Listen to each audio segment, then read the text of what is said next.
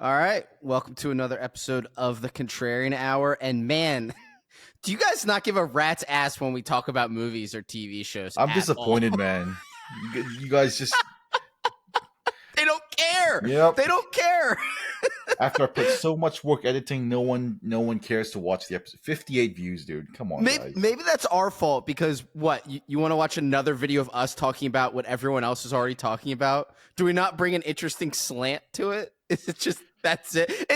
Looking back, there were some videos made like, oh, you liked Dune 2 a lot? Wow, that's great. Let us all watch a video of you guys talking about how you liked Dune 2 for an hour.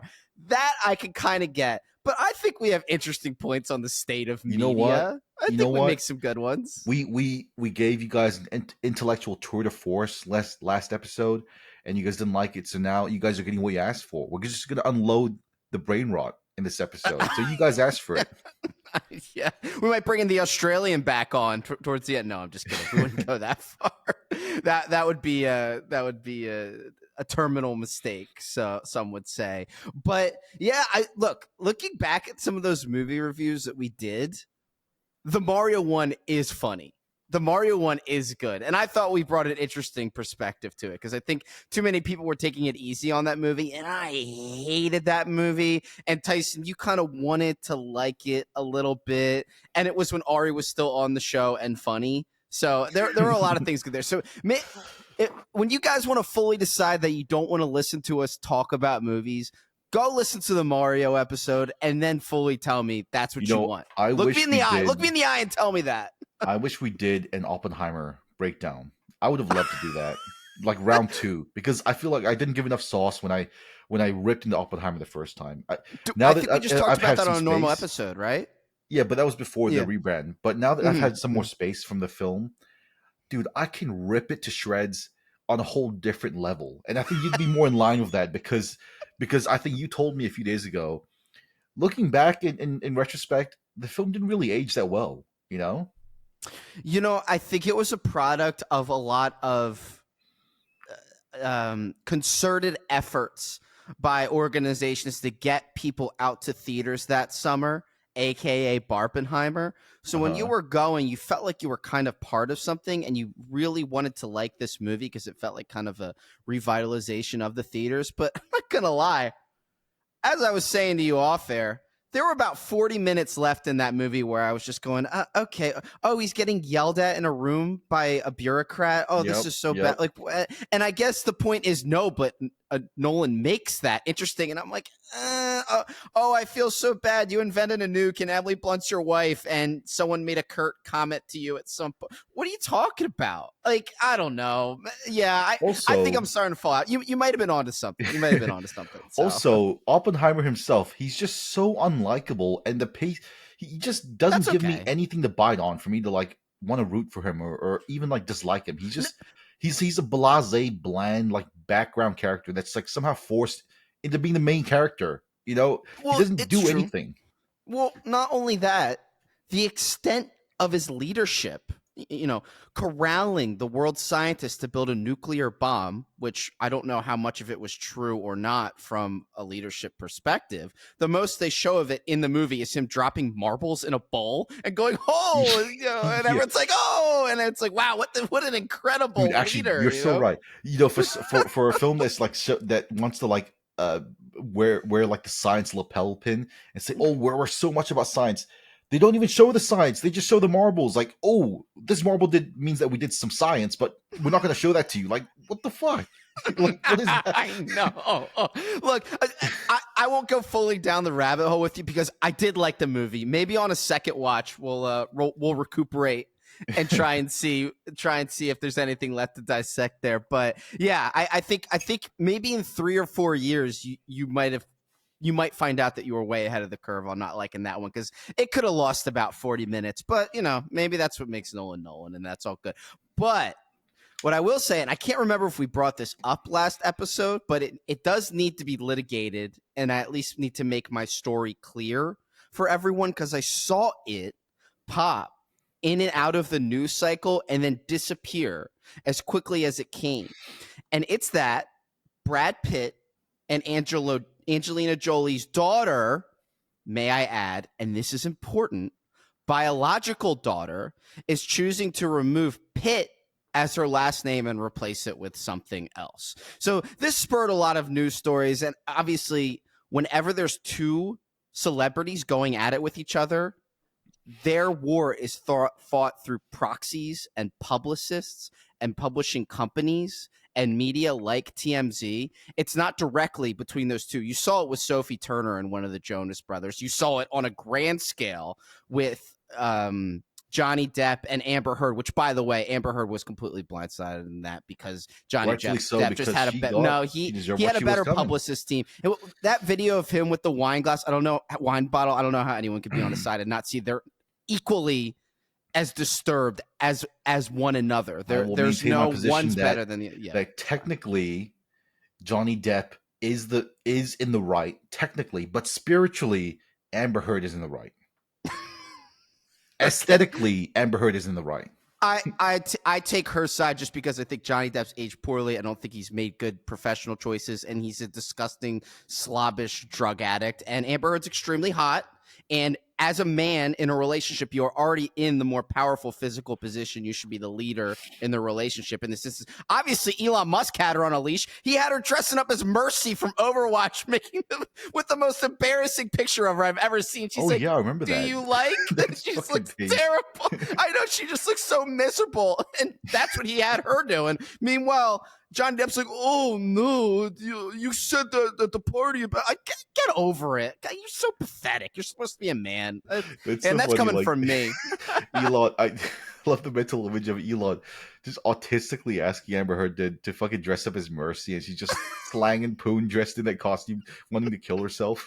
Yeah, that's just it. You know, she didn't want to wear that costume, especially when it's terribly made and aged Blizzard game. You just know that in her head she's like, it's worth it. It's worth it. He's going to give you the $25 billion when you divorce him. It's worth it. She saw dollar signs as well. She should. I mean, she was one of the most attractive women on earth at that point. So you gotta go up the ladder somewhere, and she chose the wrong part of the ladder. She chose the celebrity one. It should have been the megalomaniac billionaire side, but that's okay. Before we get into the Brad Pitt Jolie stuff, quick question. Wait, who are we just talking about? Amber Heard. Okay, Amber Heard in her prime or Margot Robbie in her prime? Which Amber one? Heard's not even close. Really? I might have to go Margot Robbie. You see her in that stupid movie that was in development hell for 3 or 4 years that eventually did come out. It wasn't called The Phantom Thread, but it kind of reminded me of that movie. She looks so unbelievably hot in it. It's not fair. I'm sorry. I have watched The Wolf of Wall Street, which I know you haven't watched, and Margot Robbie just looks really, really fucking hot in that one. It's a shame you got to open your mouth before I said anything, because I knew you were going to say Wolf of Wall Street, and everyone's stuck in some sadistic spell from that stupid fucking movie and that stupid fucking story that revolves around it. Well, it's just a shit movie. It's a shit story, and I don't care about it. Hot in the fucking scene, okay? And for some reason, everyone's enraptured by that too. So that's fine. Yeah, and of course she's hot, but I don't think it's a timeless Hollywood classic. I don't think so. But good for her. Good for her. So that's okay. But the main event with what I was talking about was when Brad Pitt and Angelina Jolie's daughter announced that she was going to change her name. A lot of people immediately said that Brad Pitt was extremely abusive. And I always found that strange because my mind at that second harkened back to a story from around, it might be going on 10 years, where what they call the infamous, I don't know who they are, I guess just me in my mind, the people who speak to me in my mind, say there was an infamous plane ride that led to the divorce between Brad Pitt and Angelina Jolie. And it was this fight where apparently Brad Pitt just blew a gasket, freaked out on his entire family, said that there was something wrong here, and it was the beginning of the end for their relationship, or the culmination of all the problems they had before then. How many years ago was this? Was it like last year? Or it must have been 10 years ago. It was a long time ago. And that's why when I hear about this couple in Hollywood or ex-couple, it's not surprising what it has led to in the modern day. But what happened on this flight what they didn't tell you is that the plane was actually the Lolita Express, and they were on their way to Epstein's Island. So maybe at one point or another. So what people don't understand is, one, they, for some reason, and Angelina Jolie, guaranteed, I don't think Brad Pitt wanted to do this, originally started raising their daughter as a son. And this was before that was normal. That was before well, I don't even want to say normal. It'll never be normal. It'll always be disgusting. But let's just say before this was in the public zeitgeist, that it was cross-dressing or being raised separate from a gender, what you were biologically born as, was in the discussion here. She chose to raise this daughter as a boy and give her legitimate gender dysmorphia at a young age. Okay, so that's automatically led to some of her problems that came from her mother. But her mother also adopted 6 or 7 kids from, Lord knows, Zimbabwe or the Philippines or something like that. She was always surrounded by a clan, really, of 5 or 6 kids that were not her own biologically. So she created this family, which I'm sure Brad Pitt didn't sign up for, and worked it around herself and what she envisioned this family to be, to the point where I think it caught up with Brad Pitt because one of these adopted children was getting quite old and starting to become cognizant of the fact that his mom was an extremely attractive movie star. And it was told and theorized and rumored that one of her adopted sons started to become sexually attracted to her. And it was an obvious hidden secret within the family that you could see. It was kind of hidden in plain sight that they had a kid that had sexual feelings towards his adoptive movie star mother. Should I get into it? This is why I'm gonna remain on Team Jolie, because if this rumor is true, the level at which Brad Pitt was fucking swagged on is on a level unbeknownst to humanity previously known. So if it's true, so I went on these leak forums for entertainment industry stuff, and apparently the big reason the family blew up is because Brad Pitt walked in on the adopted son having sex with Angelina Jolie. What? No. Yep. I wasn't gonna say that. Yep. So first off, we will get back to that in 1 second.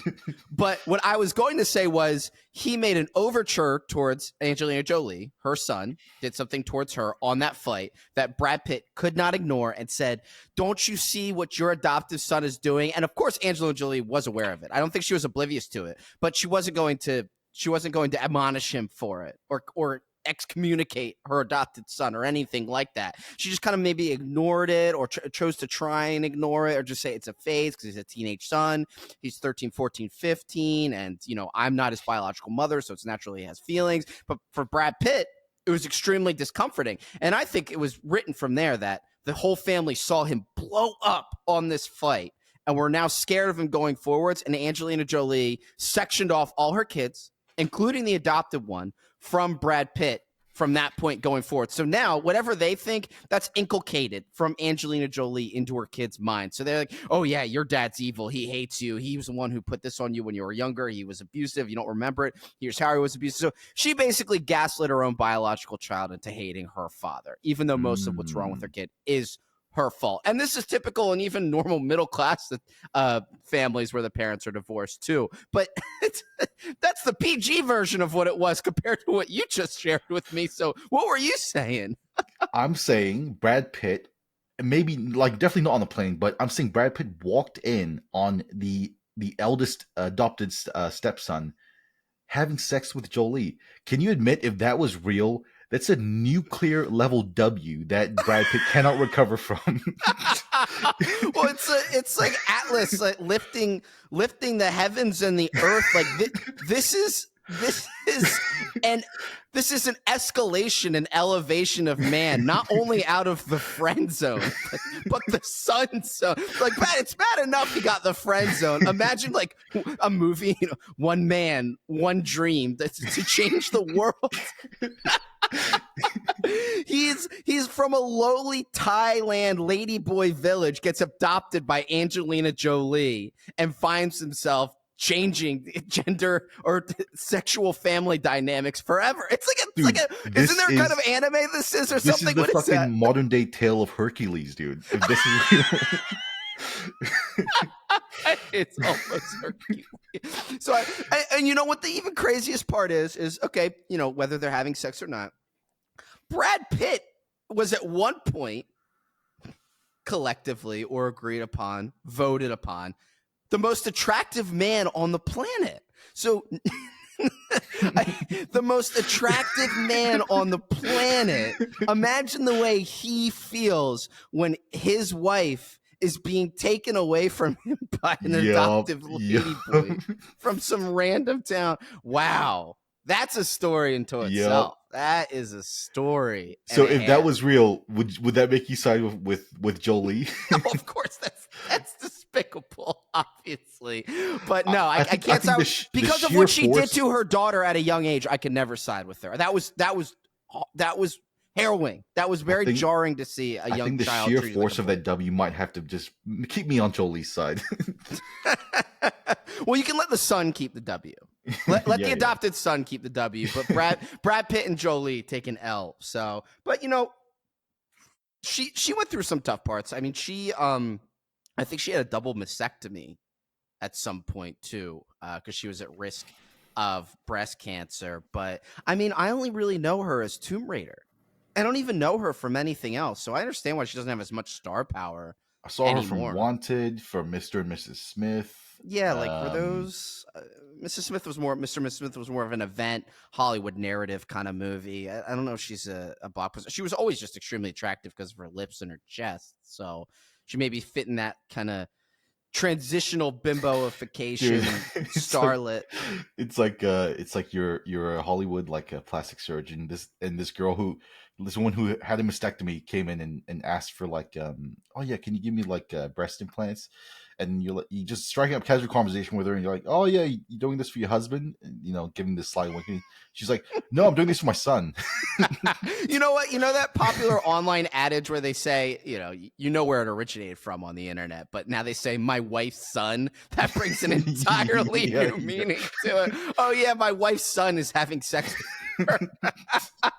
Okay, but let's put two seemingly unrelated parts together just from a research angle. So my thoughts that I gave to you about this story about her having an adoptive son that had feelings for her, that's something that I read years ago. I hadn't looked into it after that point. So this is something I remember from 10 years ago. What I'm surprised about is you did I didn't know you did a little side quest. You went to your detective office and everything went black and white and you went noir mode and just like, yeah, we live in a sick, fucked up world here.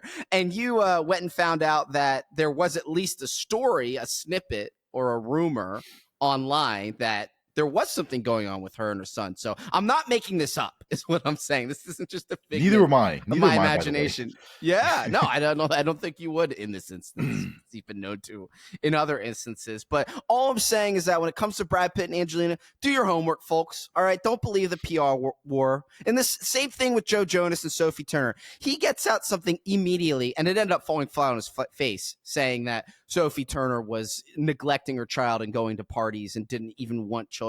It didn't end up working out for him. She was able to counter on that too, because officially she's not hated enough in the public sphere. So just honestly, do your homework. Just based on like how busted Sophie Turner looks these days, I might have to side with Joe Jonas here. Honestly, like her fucking British genes are just kicking in really fucking hard. If you guys see a recent picture of Sophie Turner, so I don't know. She needs to hit the gym. That's all I'm going to say. You know what?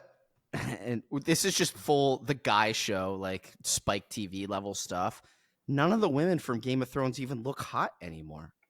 All the traditionally hot girls from Game of Thrones aren't good looking anymore. It's only been 3 years since the show ended. I mean, Natalie Dormer's still pretty hot, but dude, have you seen a recent picture of fucking Does she qualify? of the actress that plays Arya Stark? She looks like a fucking. She looks like if you. Do you mean Arya Stark? Yeah, the youngest daughter. Yeah. What's her? Maisie Williams. Yeah, she looks like if you waved a magic wand at a midget and like made her like as tall as a normal person, but she still retained like midget proportions. you know? Like her face expanded and lost its Yeah, yeah. resolution, like quality. There's something in the uncanny valley when you look at her face and facial structure. Big hills have eyes, right? Talk about the uncanny valley there. Yeah, I know. And you know what? I like, some people have mastered it, the fetal alcohol syndrome British inbreeding eyes where they're spaced further apart. And Anya Taylor-Joy is ethereal. I think she's beautiful. I love looking at her. That's someone who could pull off. I don't think Maisie Williams is ugly because her eyes are far apart. I mean, I barely thought she was ugly back then, but I think you just I feel like it's like the siren's call of being British. It just, that's what eventually happens to you. There's nothing you can do about it. So, When you're British, you just hit the wall at 16. But who is the, how's the girl look who played who is the one who was having sex with her twin brother? Sansa? No, Cersei, right? That wasn't specific enough for Game of Thrones, by the way. But yes, you named Sansa the right should have person. fucked Jon, though. That would have been cool. She should have what? She should have fucked Jon. Like, sure. Yeah. Wow. Maybe did they in the books? I wouldn't doubt if they did in the books. No, It but seemed like if you think everyone about was it, getting it. why wouldn't that be a good union? Even politics-wise. No, there's no political benefit. No, because if they recapture Winterfell and Sansa gets with marries Jon, that's keeping the whole thing Stark. They're still Starks, right? Yeah, So, but the point of political marriages is for familial alliance for families that maybe in some cases could have issues down the road or already did at that moment. It's meant to cement. Dude, their, I read like all these cool Easter eggs about Game of Thrones, and apparently the first draft of the book Game of Thrones, before it was even published, like there was a prototype version that George R. R. Martin wrote. Apparently, in that version, Arya gets married to Jon. So I think he tapped into something there. He could have some sauce there, he certainly has a style and a vision that most other writers are afraid to have. Yeah, you could say there's a common theme in between all his writing. Right? Very common themes. Does he have any siblings? That's the question. So someone should look into that. But actually, you know what? This is a good transition because I see that you wrote down a subject that we were going to get to last week, but didn't end up getting to. And while we're talking about having sex with mothers or anyone else directionally within your own family, you said something about femdom here. What are you trying to say about that? Femdom. What do you mean by that? Yeah, I've wrestled with this for a long time. Your life is so hard. But honestly, I think it's time to just be honest with myself mostly. I think I'm just into fandom, dude. Like, I don't want to be the leader in a relationship. I just want a dominant and aggressive woman. I previously used to be like, oh, I'd have to be alpha, like I'm the leader and all that shit. It's like, no, I kind of just don't want to do shit. I would love if a girl was like dominant and just took the reins and I can just do my own fucking cool shit, and then she handles everything else. There are I would love that. many different interpretations of the word itself, femdom. So if you say that you're into femdom, that could be a sexual fetish. Oh, there's more to come. We'll get to that later. Okay. But I want to make it very clear that this is not me admitting to being into fucking humiliation or cuckolding. I just don't want to do. I just don't want to do that. I just don't want to do the heavy lifting in a relationship. If I can find like a sexually aggressive woman, that just is willing to take charge, I would love that. Then I'm just swagging out in the garage, just doing cool shit, while she's doing other stuff. Yeah. It's so funny because I have about 2 or 3 things to say and my mind is fractured trying to think about all of them at once. But the first one that's immediate to me is that, Tyson, I'm sorry, we're moving into therapist corner, couples therapy, some would say. That is the antithesis to what it means to be a male in a relationship. If you're a male where the woman's in control during the relationship, she'll start to feel like she is your mother, which will make her deeply unattracted to you. and then she will Ugh. actually start to resent you for being immobile in the relationship. What do I know? But I do know that. Okay, it is going to be very hard to keep a relationship, and if you are to be with a woman like that who is naturally like that, she's probably unstable and comes from a home life that uh, doesn't uh, doesn't represent healthy gender roles. So I don't think a relationship with a woman like that would last long. The second part is That's that what you're depressing. describing to me is something that I've said to you before off the air, is that this is and this is you. You did this through what you're saying right now. Uh-huh. Because we have a service-based economy and it's trending towards that, there are more women in the workforce now. There are more women going to college now. And the only defense men have of that is, well, who's going to wipe up all your shit off the floor and who's going to, screw lug nuts in onto your sink? What men are implicitly admitting there is that they are only fit for blue collar work and aren't preferring to do service-based work that requires experience in academia or anything else that could involve going to an office. We're at the point where it's a seesaw, and it's almost about to tip over in favor of women to the point where professionally they will be going out and being in an office and living out all their social professional fantasies. And you, like you're saying, you want will be the man at home where when she gets home, she'll tell you what to do. But during the day, you're doing all the blue collar work that you're supposedly say only men are fit to do. You'll be doing all the budget because men say that they're better with the finances. And you'll be hanging out in your buddy's garage, drinking a beer and then mowing the lawn. Isn't I that would what love men that. want? I All would right. love Well, that. that's so you're a feminist. No, but You should start encouraging but women. it sounds like you're describing like fucking financial, like the women taking the reins financially. I'm talking like more from a romantic thing. Like I want like a hot fucking aggressive girl to like push me up And against do the wall and nothing. like And you and do kiss me up. nothing. Yeah, she it's like I want her to like just throw me against the wall, like, okay, we're doing this now, like that kind of. So you're reaching new level. And first off, I love how you magically just assume she'll be in the mood for that when you've shown nothing to get her there. It's just funny. It just shows the fanciful world that you live in. But this is a new level of lazy from you, where even in your fantasies, Oh you no. can't have enough upward trajectory to ignite a relationship with the woman. So what do you want me to do with that? I mean, that's unbelievable. No. Actually, in if we're talking You've been about reading like, too much manga, is what's if been we're going talking on. about fantasies, I've actually gotten pretty active. I've developed how should I phrase this? In my fantasies, I'm an active person in them. Okay, and I'll go into this right now. So, like I said at the Thanks for start, the warning. I've recently I've been to a very specific type of femdom. I've recently I can't believe I'm fucking admitting this, but dude, recently I've been listening to femdom vampire queen ASMR videos on YouTube. Hey, keep where, going. It's just you and me. It's just you and me. Keep going. How does that make you feel? where I am some sort of consort or like a servant of a vampire queen, and I'm a human, and I'm like her husband, and then like she just exhibits all like the feminine stuff, and I'm just like she's the queen and I'm her knight, and I just do cool shit, and then she just orders me around and all that shit.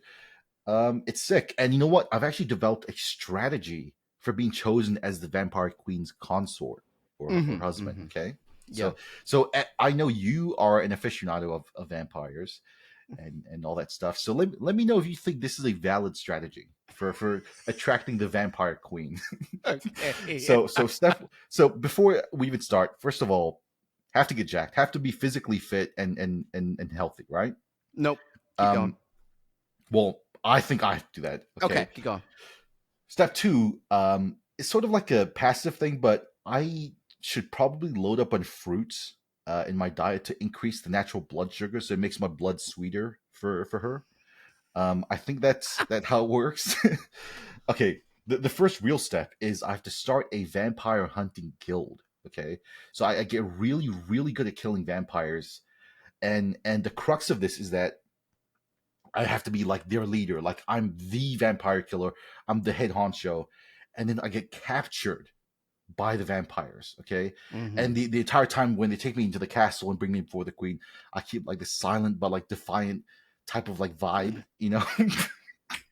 Okay, and then when I get brought in front of the vampire queen by her goons, you know, because I've already garnered her attention with my guild, you know, I make up some story about how I have some secret information about her, and I'm only going to tell her if she grants me a private audience with no one else, just me and her. All right.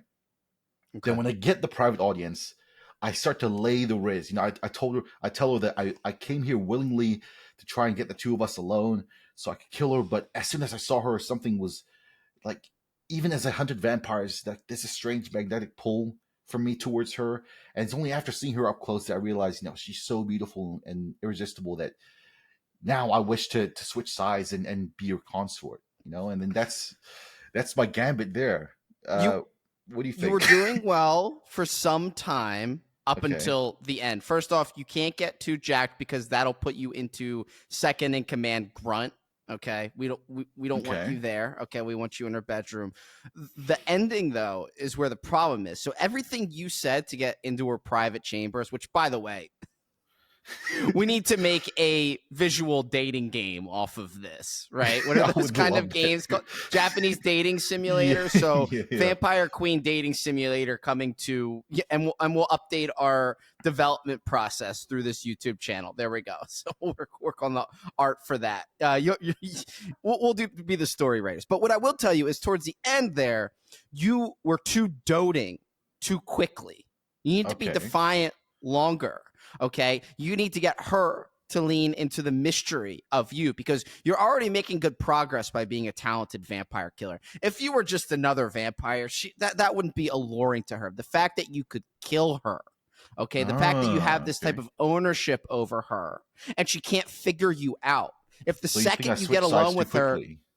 yeah, you need to push less so she can try and pull more. You But wouldn't I know, run so if I do that? Wouldn't I run the risk of them just killing me or torturing me? that's what makes you cool. Is taking that risk. Okay, Okay. okay. Then she would see something like that and maybe attenuate herself unknowingly a bit more towards you. So Hmm. yeah. So I'd refine that a little bit, Okay. but How would you're you do doing that? well. Like, just get tortured for a few months?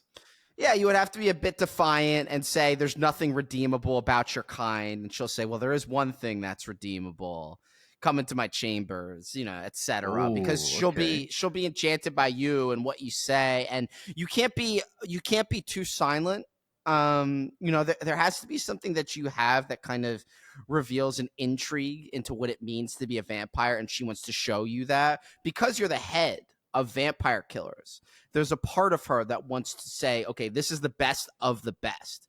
If I can do something to turn this person, then it'll dictate what goes on for the rest of the vampire hunters, which are my problem. You know, so you'll be able to have this in, but you won't be able to get there immediately just by telling her how attractive she. Hello, Okay. milady vampire Okay. queen. I find you quite enthralling.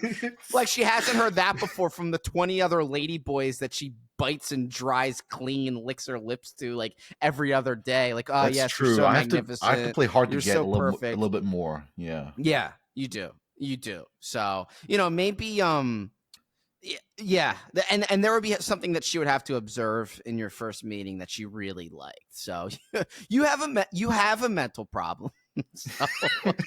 so I have something to add on to that though, is that I kind of do see a bit where you're coming You from, see the and this vision? has to. Let's go. Well, I see your vision in the sense that I think what you're saying is an undercurrent that goes through a lot of males, and that's the subject of sexual subjugation from a female because it's an inversion of nature, really. And I've said this a million times: is that women are the sexual selectors biologically. So when men complain about them, not women always want to be on equal footing with us, or men this or men that. It's just, or they try and like, well, women said they wanted to equal it out or they wanted to balance it out. It's like, it doesn't matter what you say. Women will always be the sexual selectors. Okay. Men will always be in a position where they have to impress a woman enough for her to select him. And that's just biology, because they carry on the greater risk when they become pregnant. So men who are born with the task of trying to woo a woman are confronted with a woman that does the inverse of that.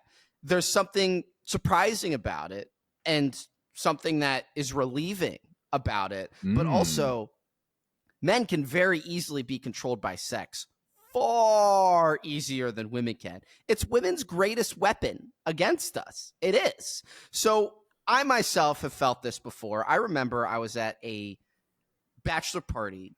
It was a golf bachelor party. We went to a strip club, as one does after golfing. And there was one woman there that I found absolutely captivating. She even had that stupid kind of haircut, that like Skrillex side girl's haircut. Damn. Okay. But it wasn't short. The rest of her hair was long and braided. And the pole that they were dancing on in the strip club went to a really high ceiling. I want to say at least a 20 to 30 foot ceiling. So when they were hanging off of it, it was dangerous. So she would hang upside down, loosen her legs, and then catch herself with her legs again while falling down this pole. And if she didn't do that, by the way, she'd fall on the stage and crack her neck. So what she was doing is really daring. But what she would do at the top of the pole was, she had these bulky military shoes on. She would clap them together really loud when she was at the top of the pole. And when she would land off the pole, her feet would slam onto the ground of the strip club, and it would make this resounding thud. And I felt like when she did that, she was commanding me. It's like a Manchurian Candidate almost, whenever she clapped her boots together. And I myself felt like activation. I was being, it's Coomer activation cells inside of me were activating. And I found it really captivating. And I was like, wow, this is a woman that's attracting me through this just really guttural siren song, as opposed to a woman in a sundress in a wheat field going, tee, please breed me, haha, here's your loaf of bread, the typical stuff that people would say that they want. I feel the exact same way. Like, I've been to strip clubs before, and there's something about the way that they're dancing where it's like captivating, like it's like hypnotizing almost, like looking at him like just swing around the pole and like move along to the music. There's something about that, man. Like, well, that's the nature of sex when viewed through that lens. And that's why they themselves look at it as empowering when they do it. I think they have to, for their own self-security, or else they'd lose their minds for showing their goods to a bunch of ugly men who don't know them. I'm not saying you are, but usually that's what the case is in strip clubs. So, because in a way, they are in a power position. They're controlling you, right? Doesn't this perfectly align with being like a right-wing traditional person? It does. Because if you think about it, what they're doing on the pole, it's like the most primal, traditional, basic form of attraction between sex. Partner attraction. Right? And yeah, so if that, what could be more trad than that? Stripping is right-wing. What could be more trad than that? Like... the fact that other men are seeing it. How's that sound? Oh yeah, okay. That's not good. Yeah, I'd like to think back in the cavemen days when a woman would do the equivalent of that, be like, "Ooh, boy," and, shake her minge in your face. It would be to just you, and Grug wouldn't like it if she did the same thing to Grug too in the other cave. But in principle, if you're like one of these BAP people, like Bronze Age mentality, you should be for this. This is like the most Bronze Age fucking like attraction display in human existence. The fucking like pole dancing thing. So, yeah, I'll just leave that to you saying that and not me. But what I will say is that it's a commanding sexual display that isn't forthcoming to partnership, but is definitely forthcoming and result in male attention. Really, and male sexual hypnotization. It's just a different version of it that we're not exposed to typically, so we're very easily fooled by it. As well we should be. There's some hot strippers out there. What are you talking about? There's one named Athena at this one strip club that I've seen twice. I think she's gorgeous. I even told a story about me getting kicked out of the strip club after slapping her ass too hard on this very podcast. Actually, it's on my favorite episode of this podcast. I think it's called something Chillin'. I think it's called Bing Chillin' or something like that. But it is a classic. Okay, and but going back to the fandom thing, you know, thinking back to like what you said and what I've said, which is horrifying. Is it it's bad not good for a relationship? No. Is it bad to be into fandom? You know, it's like, I guess I can see like it is me just being like really fucking lazy in a relationship. But it's like, you know, this is a new world. Like you yourself said that, you know, the gender dynamics are changing. And it's like, well, I feel like this is just me adapting to it. You know, like, you know, if you want to be the fucking boss bitch, women don't want all right, to I'm going to go swag out in the garage, you know? They don't want to be like that deep down, though. And that's why there's such deep, unsettled nihilism and lack of comfort in a female today. That's why they're all in therapy. That's why a lot of people are, for reasons they can't explain. They feel directionless, and mainly for a lot of reasons because they feel like they have to be in control in relationships by immobile men. Yeah. So, unfortunately, Tyson, what you're describing is bad. Yeah, well, I had a sense. It's a fictionalization because I think you're enjoying your vampire romance literature, which I can't fault someone for, by the way. So, but it won't be conducive to a healthy relationship. So there's one last piece about it, though. And hey, you're engaging in a great thought exercise here. But there's one last piece, okay? And this is spoilers for the entire Frank Herbert Dune series, is that the last book, Chapter House, and the one before that, Heretics, has to do with, and what happens in the books before that is that all of humanity is scattered throughout the known universe, and it creates kind of a retelling of the history of man and a new version of man. And what happens is there's this group called the Honored Maters. I think it's spelled Matres, so maybe you say Honored Matres. I have no idea. And they're a reductive or evolved, maybe, version of the Bene Gesserit, who we all know are the, you know, essentially space witches of earlier times. And they're taking over the entire universe or space itself, going from planet to planet, destroying what they don't need, taking hostage, you know, people that they think would be valuable towards their empire. And the way they control and conquer is through extreme sexual subjugation to the point where a male is hypnotized and can't resist them.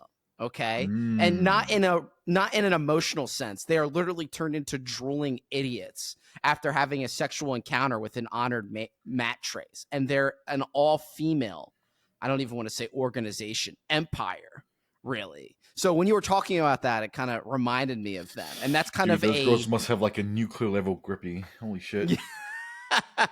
Well, there's a character you come into contact with in the fifth book called Merbella, and she's like this feral, like ambitious, unhinged, honored matress who ends up becoming a good guy and gets turned to the Bene Gesserit side. But when you're first introduced to her, she's just hopping on this, you know, a Gola of Duncan, Idaho, and like giving it a ride, and like she's just like, she's a succubus, basically. That's what they are. It's like an allegorical empire-wide succubus colony that destroys the entire known universe before, you know, the good guys. I wish that was me.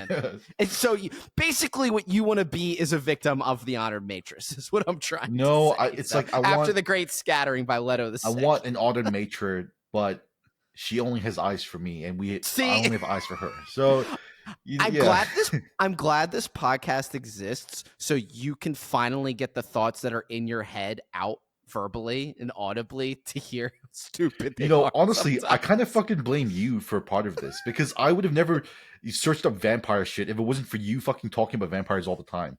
So hey, part of this is on you, you know. Everyone eventually finds a way to blame me somehow, so I can take it. I'm like the Teflon Dom. I'm the Teflon Kid Moyer, so the it's all good. Teflon Dom. Exactly. Yeah, did I say Dom? I meant Dom. Yeah. There we go. I don't know what the Dom would be. Mob boss. But You have another subject here, and after hearing your last subject, it's a place that you should be moved to immediately. And I see a topic, it's called asylums. So what were you trying to say about that? So I think I've just realized that cities over the world have a serious fucking problem post COVID. Um, and it needs to stop. I was walking down the fanciest part of my city in New Zealand, and it's so fucking insanely depressing. Everything is fucking ugly. The entire city is filled with either these drugged out zombies or mentally ill homeless people. So, in the span of a 10-minute walk, I saw one, an insane homeless guy making groaning noises at anyone that walks past him. Okay, two, some dude in his 30s doing the junkie lean in front of a liquor store. And for those of you who don't know what the junkie lean is, it's when you take heroin, but you're standing up and you enter the heroin trance, and you don't have the sense to sit down, so you just like lean like really far forward, standing up. It's like you're fucking bowing, but you can't like unbow. You know, that's what. And three shows great dishonor. And the last one, some old dude who smells like shit, facing a wall, yelling at random things out, like saying like "hop tube," like military drill, press up, and all that. I'm like, what? And they usually yell directly at you. They'll be like, "Oh, you fucking pussy! Yeah, they'll do that whole thing too. How is anyone living in the city these days, or has to go there every day for work, supposed to not want to fucking jump off a cliff, being in an environment like that? It's ugly. Like maybe it's just recency bias, but it wasn't like this before COVID. Am I wrong or what? I joked with someone, side note, before I say what I actually think. I joked with someone the other day, and I've joked with you before too. It's just how nice it must be to be a crack addict, because all you have to worry about is waking up every day and smoking crack. It's just no ambition or anything, no expectations. Be like, well, you have one ambition. I know what I want. Yeah. It's just wait. Oh, I know what I want to do today. you have direction in life. You don't have to see it. You don't see crack addicts seeing a therapist. No, I'm just kidding. I don't condone crack usage. But it's funny, Tyson. You want to talk about subjects where, and listen, people are nebulous. People change their ideas. People experience new things in life that might adjust their perspectives. But I've actually become a lot harsher on homeless people over the last few years, and maybe that was from a result of COVID. But, you know, how do I want to put this? They're in the situation that they're in, not because of some great unfortune or misfortune in life. They're not in that situation because, you know, their parents both passed away and they were left on a sidewalk and they were raised on the streets. These people are so reprehensible and so impossible to be around that the other people in their lives whose same blood runs through their body want nothing to do with them. If you have worn out the welcome of the person who pushed you out of their own stomach into this world, then you have tried the patience of the person who loves you the most, and then you move on to your brother and sister, maybe your cousins, maybe a distant uncle. You have tried all your patience to the point where you can only be on the street. You're not there because of some unfortunate circumstance. You're there because you're an awful person, okay? You can't function as a person, okay? And you don't deserve my altruism, because you couldn't even get the goodwill of the people who love you the most in your life and have probably tried their hardest with you. So homeless people used to be, you know, maybe products of drugs, or maybe it could have been an economic issue. It is not an economic issue that we have psychotic homeless people on the street. They are not really there because they are poor. Yeah. Okay. Yeah. They are there because they are deeply unwell. For those of you who don't know, in New Zealand, if you are homeless, you get a $500 check from the government every single week. You're telling me if you get $500 a week, you're still sleeping on the fucking streets, and it's not by choice? Get the fuck out of here. No way. And it's so easy because I'll even tell you, Tyson, honestly, about 2 or 3 years ago, if you were to catch me, I'd be like, I'm in a great place in my life. I like who I am. I like what I do in my spare time. And this homeless person, I feel bad that their life is the way it is. So I should feel bad for them, even though I know that they're doing crack, even though I know they're not the best people. I don't feel that way anymore. They've overstayed their welcome. Okay. Yep. And you know what made me realize this? And I'm surprised you're saying this about New Zealand. Because when I went overseas and I was in London, which by the way, I think Americans like to talk about London negatively because they want to pretend everywhere's just as bad as it is here in the city. First off, I would lick the ground of that subway. I'm not saying I did. I'm saying I would if someone made me, and not feel disgusted compared to the subways that we have here. The few homeless people that I did see in London were straight out of a Dickens novel. They were holding out a little cup saying anything, hey, anything helps. I don't know why I'm Irish. I'm sorry. Don't make me do an accent again. But it was like spare change, laddie. Homeless Jordan Peterson. And that's the bloody thing about spare change. It's like people never give it to you. Yeah, I'll give you something to cry about, Jordan Peterson. How's that sound? Be homeless. But when I got home after seeing that, I thought, no, there is something sick in the head with homeless people in some of these cities, and it's not economic. It's something far worse. It's mental. It's a drug problem. It's all kinds of things. But it's not my fault. And it's not an economic issue. And I got a cousin-in-law that I was trying to tell him to calm down. I didn't tell him to calm down. I would never tell someone to do that in a conversation. But I was kind of disagreeing. And he told me, he said, there should be homeless people. There should be a wing of the government or a local municipality, a militant wing that pulls up in a truck, executes, and flamethrowers homeless people. It's like a death squad, basically, to clean up the streets. And look, I still don't agree with that, but I'm getting there. And that's their fault. I'm sorry, I can't take it anymore. Okay, you brought up a really good point that it's purely not economic, and it's more mental. But this brings me to like my greater point. When did we become so convinced that asylums were bad? Like you're like, why wouldn't the insane guy who smells like literal fucking shit that I saw in my walk in through the city, why wouldn't he do better in an isolated, controlled environment where he's forced to take medication to get better? Like, of course he, like, why would the assumption that, oh, just because he's free to roam and abuse people that walk past him, that means he's better somehow versus him being in an asylum? Like, no, throw him in there. He's forced to get better in the asylum, you know? Unfortunately, and I don't know if this was during the Reagan era or not, there were a few salacious exposés that showed that there were terrible conditions in these insane asylums for these people. And I'm going towards another point. That's not my exact point. What I'm trying to say is yes, we did have insane asylums. Yes, the conditions of them are bad.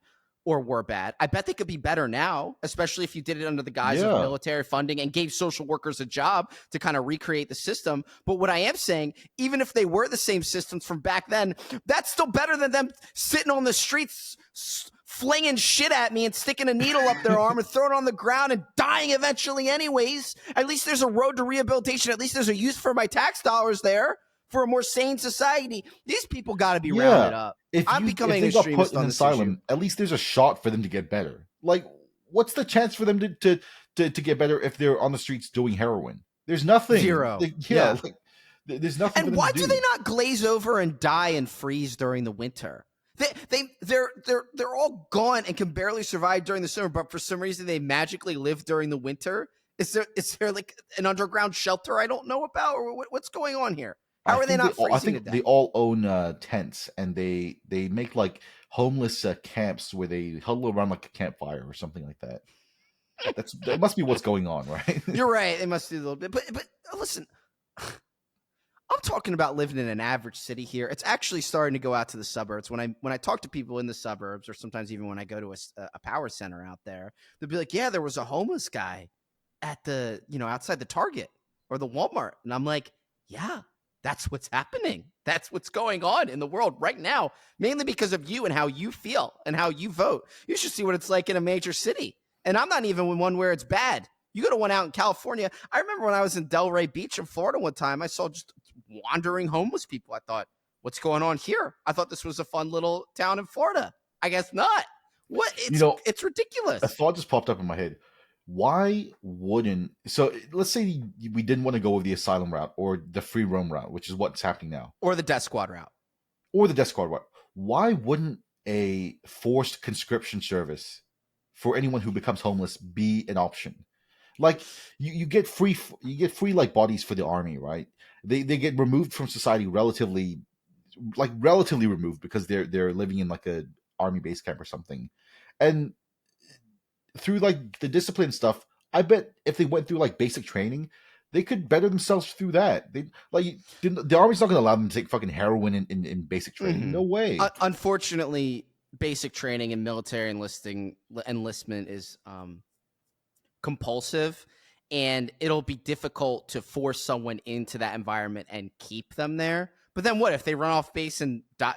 Maybe shoot them if they try and wander off base. There we go. Yeah. Okay, that's fine. Yeah, that would be a nice alternative. They should start encouraging them to do that, or just round them off the street and say, hey, And you know you're what? spending a night in the sober tank and you're going to be exposed to a bunch of military propaganda. You could join the military here, or you're going to go to – you can't threaten them with prison And because they you don't know ever what? end up there, though. You know what? That military thing, it's actually better for them as well. It's a less embarrassing thing for their So soul. true. Because So true. if someone says if someone goes like, oh, I'm homeless now, I'm gonna get killed by the death squad, or now I'm homeless now, I'm gonna be fucking cracked out under a bridge by the subway, that's embarrassing. But if you become homeless and then you just get conscripted, that's not that embarrassing. That's fine. You just say like, oh, I just spent some time in the military after things went bad, so it's like that's fine, you know. And it usually fixes up most people's lives when they end up there. You know, just like how it's funny. It's like instead of the French Foreign Legion, it's the crackhead Foreign Legion. Dude, can you imagine crackheads on the battlefield? They would swag out. Like frontline crackheads, just like charging at like the Taliban in Afghanistan. The crackhead Napoleon Bonaparte, dude. Yeah. Crackhead Baldwin the Fourth. You try to march on our Harlem. Dude, Black Hawk Down, the film, the events in Black Hawk Down, the crackhead division would solve that in like 30 minutes, dude. Well, hey, they do have their own form of ambition. You have to be pretty dedicated to secure crack like that every day. So imagine if you channeled that addictive personality to something else. Yeah. I like it. Or, you know, they can even include crack, like, okay, save those soldiers and we'll give you crack. Like, you telling me they wouldn't be motivated to do that? Of course they would. They absolutely would. They absolutely would. So that's good. That's good. I'm glad we could work that in. I'm hoping there'll be some resolution to that soon, but I'd like to say it's pretty unlikely. Maybe an election could change that. You know what they could do is something that I've started doing recently at recommendation of someone in our Discord. Was my face was breaking out pretty badly. And this isn't an ad, by the way. I guess it is for a vegetable you can grow yourself.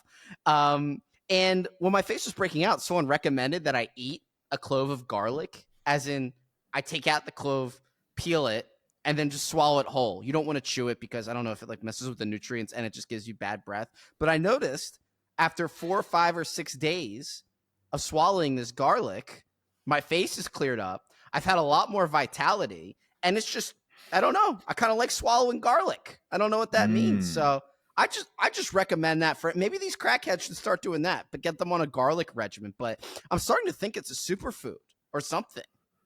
I don't know. So I recommend you try it. Is that you keep you and your garlic mouth away from me and my vampire queen, okay? I don't want to. That's so true. What a way to finish her off. Not sexually. I mean, so you do all you can. Imagine you're sitting in your vampire cell knowing this is the night before you're probably going to have a romantic meeting with her, and you could kill her by swallowing this piece of garlic and then kissing her. So your kiss to the vampire would kill her because it's a garlic kiss, you know? So, or maybe vampires are in an ethereal realm and they're always psychically attacking you. And then when you eat garlic through an old wives' tale, they're dispelled. They're no longer in your life. Maybe I've removed all vampires from my life by eating garlic cloves every day, but I'd recommend it. I really would. So something to think about there, something to do your homework on. So we got a lot of people need to look into Brangelina, the true untold story. We got to do our asylum research. We have a dating visual novel to get started on. I think there might be some creative endeavors for us. Oh yeah. In the also, future. if you are a new subscriber, give us a shout out in the comments. Let us know what you think of the episodes, and yeah. Yes. And I need to say this. Oh yeah, and subscribe. Like and subscribe. And also, I swear, I'm not kidding. We have another channel called The Scary Door, which actually has a vampire themed episode now that I think about it. Go and check that out when you can. We haven't done a lot with it lately, but we kind of want to get moving on it at some point. But, we have a lot of fun doing this too. So it is what it is. But thanks for listening. Until next time, we are the Contrarian Hour.